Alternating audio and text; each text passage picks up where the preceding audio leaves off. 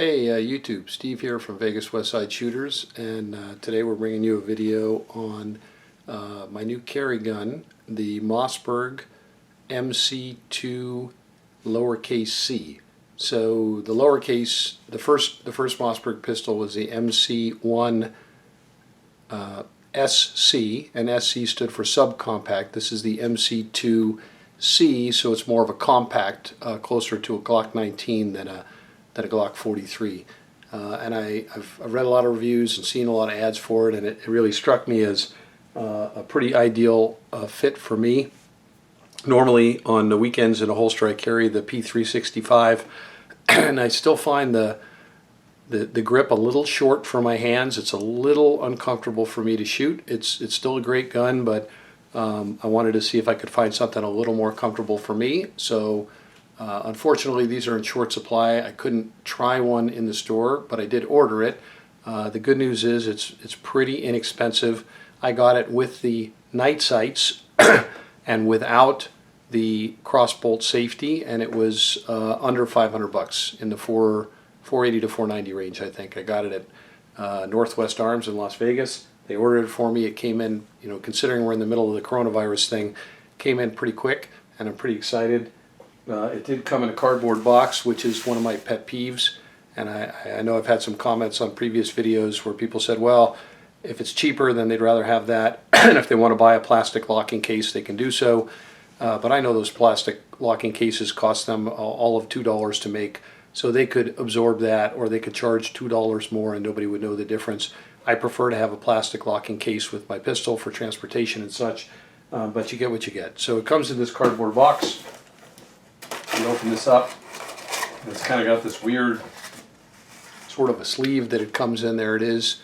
I haven't taken it out of the sleeve yet, but I'm about to do so. It looks like it comes with some kind of a protective sleeve that you can put on it later. And then in the box you have an owner's manual, you have a chamber flag, you have a little lock, which I have about a zillion of these, and then you have the extra magazine. So I'm gonna take this out, and I'm going to actually move the magazine release to the opposite side because I'm a lefty, and I'm gonna take it down and see how that works, and then we're gonna take it out to the range. So we hope you stick with us. Okay, I'm gonna just make a couple quick comments before we get ready to head out to the range tomorrow. Number one is, it's kind of weird. It comes with this plastic thing here. The gun came in, and actually you're supposed to be able to reuse this. The gun slid right out.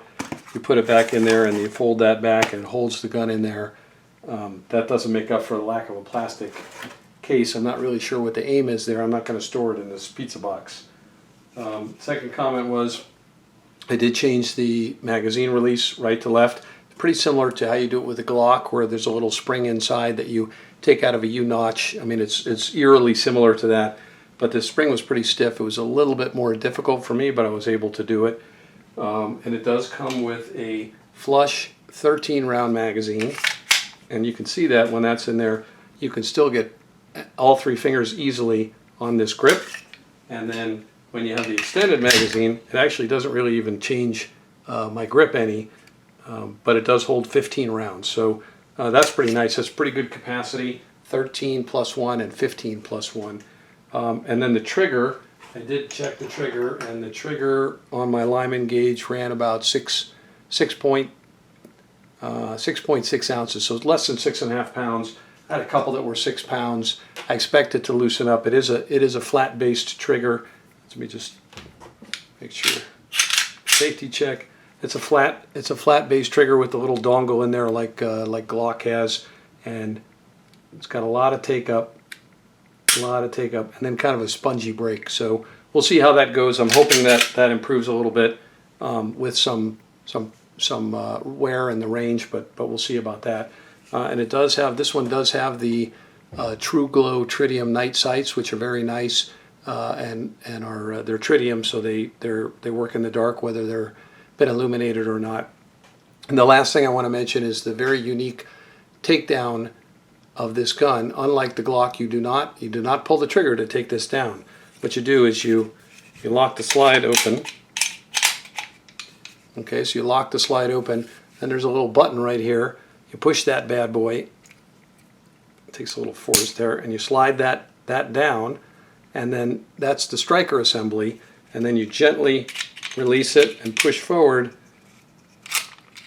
and the striker comes right out, and then the slide comes right off, and of course the rest is standard. So we'll put this back together. We're going to take it out to the range and put some rounds through it, and hope you stick with us. Okay, first shots with the Mossberg MC2c with some 9mm. This is 115 grain ball ammo. Range is hot.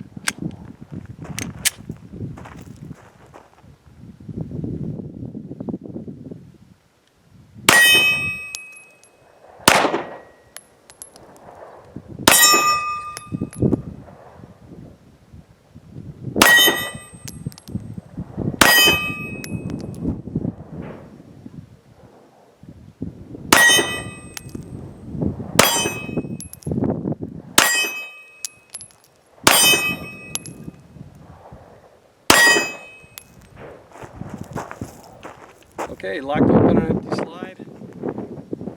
Got a little more practice to do with this. Okay, round 2. Range is hot.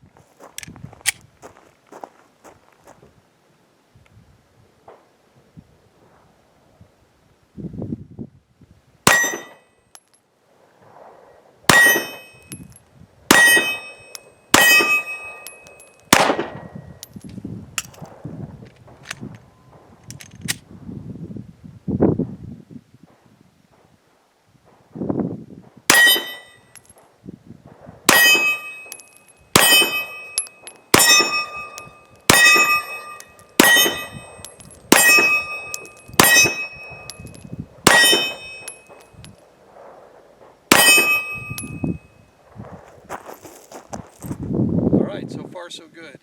Now we're going to try some carry ammo, see how that goes. Okay, we're going to give it a go with the Hornady 135 grain critical duty. I'm only going to shoot 5 rounds per magazine because I'm sure most of you are experiencing the same coronavirus shortage that I am, but this carry ammo is kind of hard to come by, so I have enough to fill up the gun and the extra magazine after I shoot these 10 rounds. So I'm going to do 5 rounds in each magazine just to confirm the ammo works with the gun and the magazine. So let's see how it goes. Range is hot.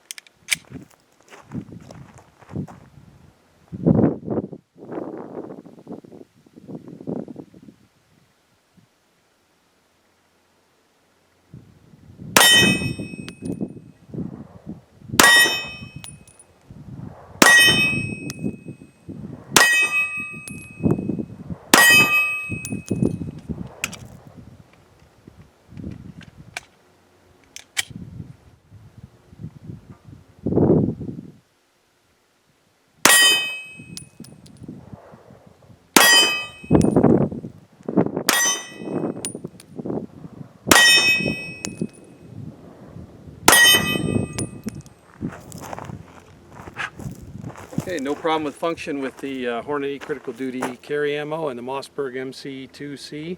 So far it's locked open on every empty magazine, and it's functioned reliably with 2 different kinds of ball ammo and the Hornady 135 critical duty. So so far so good. I will comment, the grip is a little rough for my taste. It does help you grip, but it's abrading my skin a little bit, and the trigger hopefully is going to smooth out with a few hundred rounds. It's pretty rough right now. There's a really spongy uptake, and I'm pretty sure it's hurting my performance a little bit, but either way, so far so good. The gun functions. I was able to change the magazine release. It works fine. I do like the way it feels in the hand, and so I might smooth out that grip surface a little bit, but otherwise I'm going to give it the thumbs up. This is Steve for Vegas Westside Shooters, and appreciate you watching.